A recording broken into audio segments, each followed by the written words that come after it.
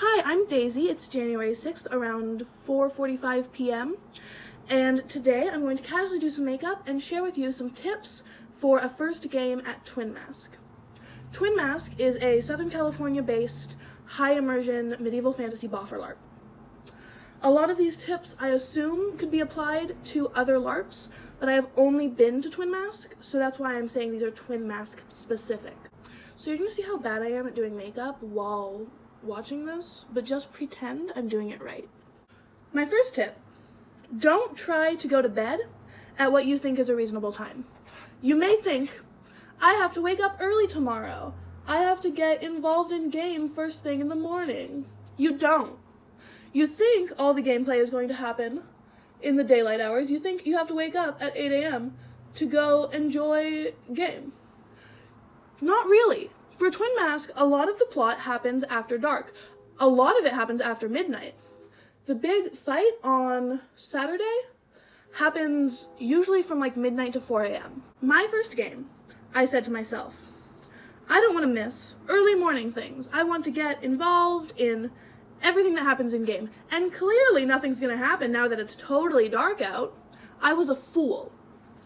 I went to bed around 10 p.m. And I've heard this story from many other people who also went to bed early their first game.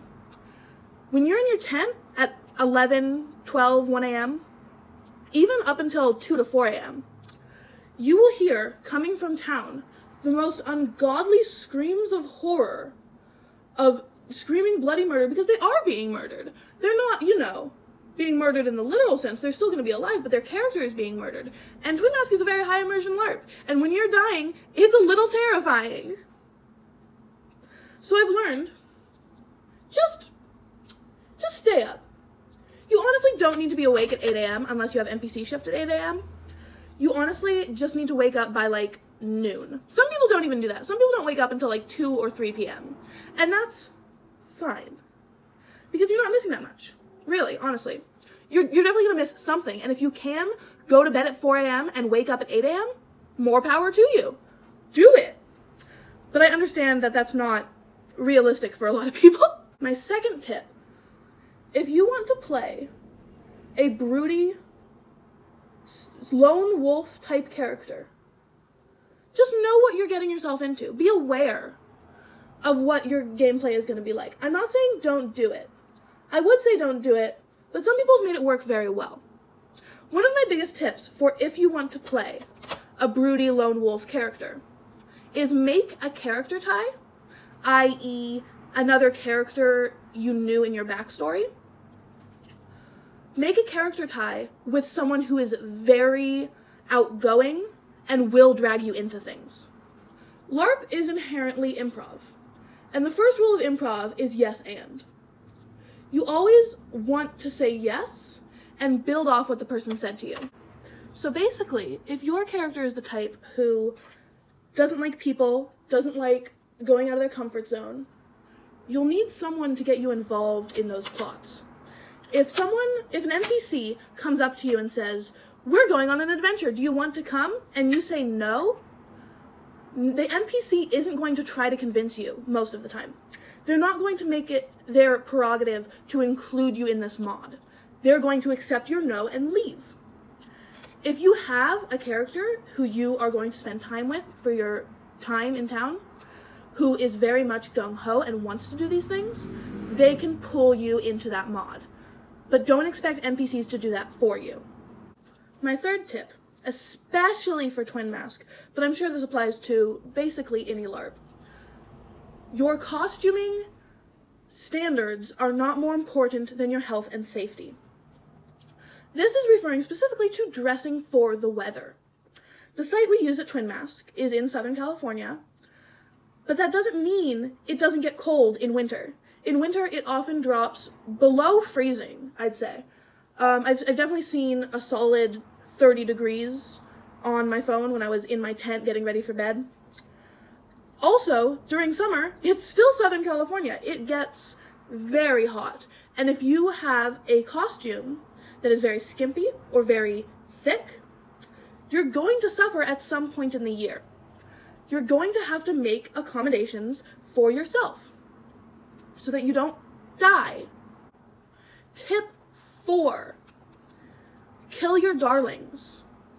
You may think your character premise is perfect and so interesting and so unique and special, but there are a lot of reasons you might have to not use that character premise. You might realize that that flavor of gameplay is just not for you. You might realize that your entire character premise doesn't fit with the lore of the world, which has happened many times to many people. You might just not have a good time, you know? My first character premise was very much like a thief and like a rogue, basically a rogue.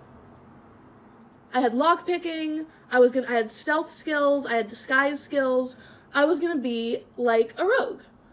And then I realized, as much fun as that is in D&D, it's not fun when I have to put my physical body in the space and do those things. I'm sure I physically could pickpocket someone. I am willing to believe I could do that. But am I willing to? Am I willing to negatively affect someone else's game by stealing all their stuff? No. No, I'm not. I'm not at all. I am a nice bitch, and I do not like doing that to people. Number 5.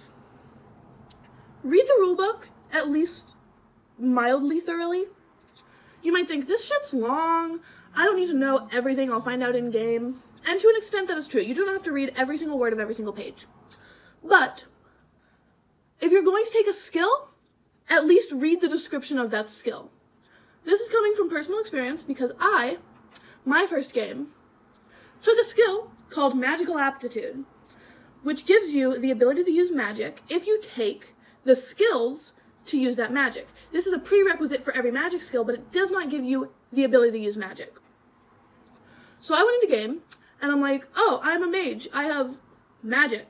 I have magical aptitude. And someone said, like, well, what school of magic do you do? And I realized I did not read a single page of the magic section. And that's just a rookie mistake. And it was fine because Twin Mask has a reroll period during your first 3 games. You can rewrite your character as much as you want. But it did make for a bad first game. Long story short, find out what you want from your character, find out what you want from your gameplay, be informed, and really just have fun and immerse yourself in the community, talk to people, join the Discord, interact with memes on Facebook, just have fun. Anyways, here's the makeup. I think it's pretty cute.